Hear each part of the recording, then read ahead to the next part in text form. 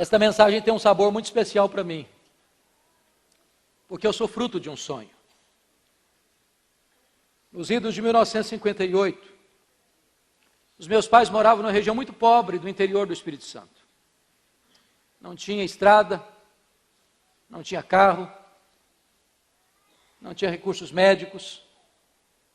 Quando uma pessoa ficava doente, ela precisava ser transportada numa padiola, um lençol amarrado num varal, carregando uma trilha, 40 quilômetros.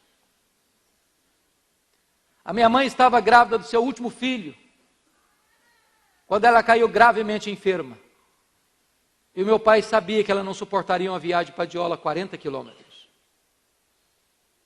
Ele mandou chamar o farmacêutico, ele veio, examinou minha mãe e disse: essa mulher não vai sobreviver. Ela não vai aguentar. Ela está muito fraca, ela está muito doente. E a criança que está no ventre dela está em agonia de morte. E meu pai disse: o senhor tem que me ajudar. E eu disse: a única chance da sua mulher sobreviver é sacrificar a criança. Se não tirar a criança, a mãe morre junto com a criança. Quando esse assunto foi levado à minha mãe, ela tomou outra decisão. Eu disse: não, eu não abro mão deste filho. Eu não desisto desse filho. Eu estou pronto a morrer com ele, eu estou pronto a morrer por ele, mas eu não desisto desse filho. E naquele momento de angústia, ela fez um voto para Deus e disse: meu Deus, se tu poupares a minha vida, se tu poupares o meu filho, eu consagro este filho para ti, para ele ser um pastor, para ele ser um pregador da tua palavra. Deus ouviu a oração da minha mãe e eu nasci.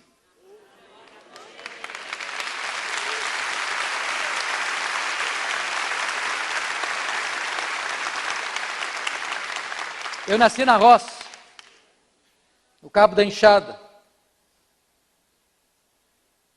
Fui calçar o meu primeiro par de sapatos com 8 anos de idade, com as mãos calejadas.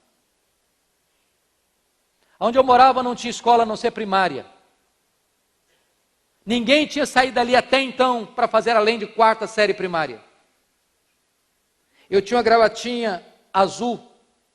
Quando eu consegui botar 4 listinhas brancas na gravatinha, era tudo que podia oferecer a mim naquela região.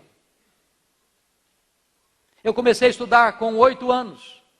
Com 12 anos eu tinha terminado o primário. E não tinha mais para onde ir. Mas providencialmente Deus pôs sempre no meu coração uma sede de estudar, uma sede de aprender. E na minha casa não tinha livros. Só tinha um dicionário velho, rasgado. Com 10 anos eu comecei a decorar aquele dicionário. Com 12 anos eu terminei o primário. E com 12 anos eu não sabia o que era uma televisão. Com 12 anos eu não sabia o que era luz elétrica.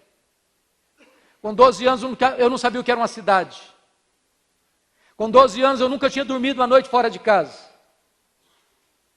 E a minha professora que me alfabetizou, sabendo o meu sonho de estudar, estava se mudando para Vitória e perguntou: você quer ir comigo? E eu disse para ela: se os meus pais deixarem, eu vou. E com 12 anos de idade, eu subi na carroceria de um caminhão. E fui parar no pior bairro da Grande Vitória.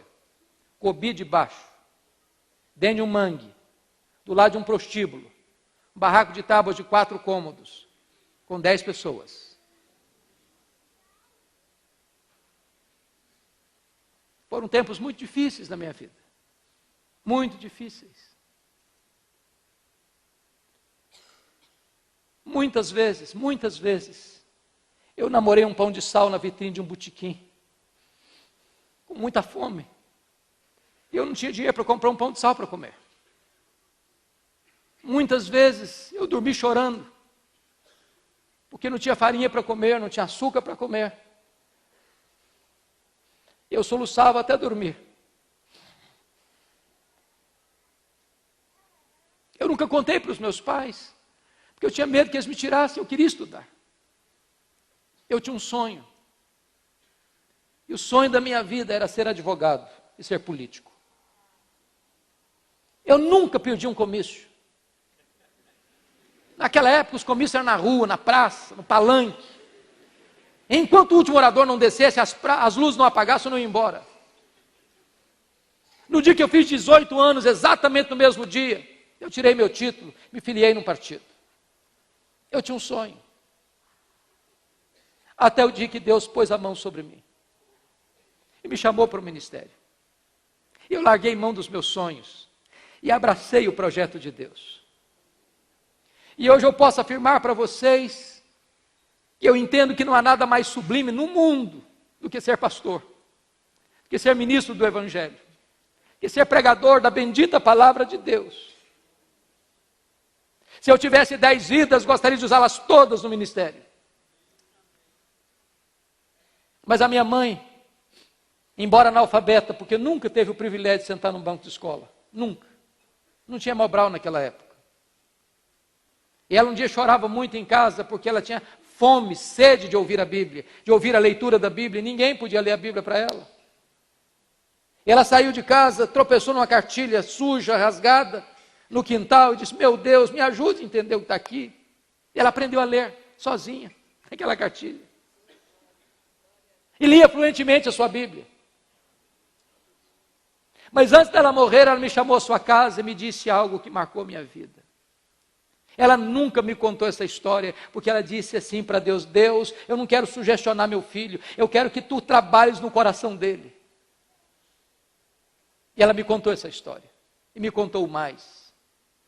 Ela me disse: filho, nesses anos todos, eu nunca deixei de me levantar e dobrar os meus joelhos ao redor da minha cama e pedir ao meu Deus que levantasse você, que ungisse você, que capacitasse você, que revestisse você com o Espírito Santo para pregar a palavra de Deus. E eu chorei muito com a minha mãe. E disse: mamãe, a senhora está me ensinando as lições mais importantes da minha vida. A senhora está me ensinando que um filho nunca é pobre se tem uma mãe que ora por ele. A senhora está me ensinando que o mais importante não são os meus sonhos, são os planos de Deus, porque os planos de Deus são perfeitos. Se preciso for, desista de seus sonhos, mas jamais abra mão dos planos de Deus na sua vida. Agarre-se aos planos de Deus, porque eles são perfeitos, eles são sublimes, eles são o coração do Pai aberto para você.